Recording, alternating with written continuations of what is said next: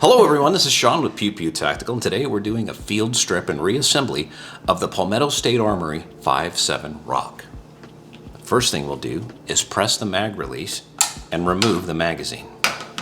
Next, we'll pull back on the slide and make sure that the chamber is empty. Point the gun in a safe direction, press the trigger.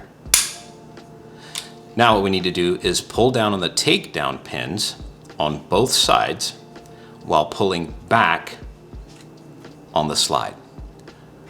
Once you get it to here, you can release the slide forward and then pull it off, making sure that you keep the takedown pins held down.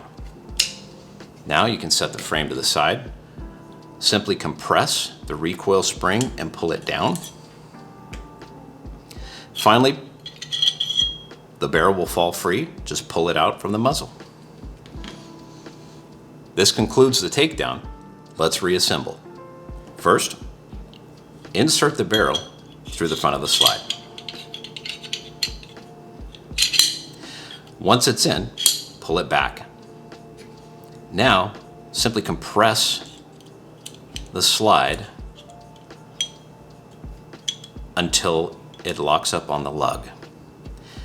And now we'll need to set the slide on top of the frame. You don't have to chase the rails like you would on a Glock or some other striker fired guns, but just get it into place here, and then you can pull it back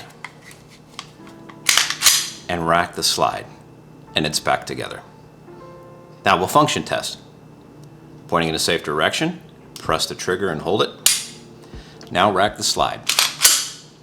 Release the trigger until you hear reset, and then press again. Final test. We'll reinsert the magazine, pull the slide to the rear, ensuring that it locks in place for last round hold open. This has been the Palmetto State Armory 5.7 Rock field strip and reassembly. Please head over to pewpewtactical.com for more information. We're your definitive source for gun reviews, gear guides, and all things that go bang.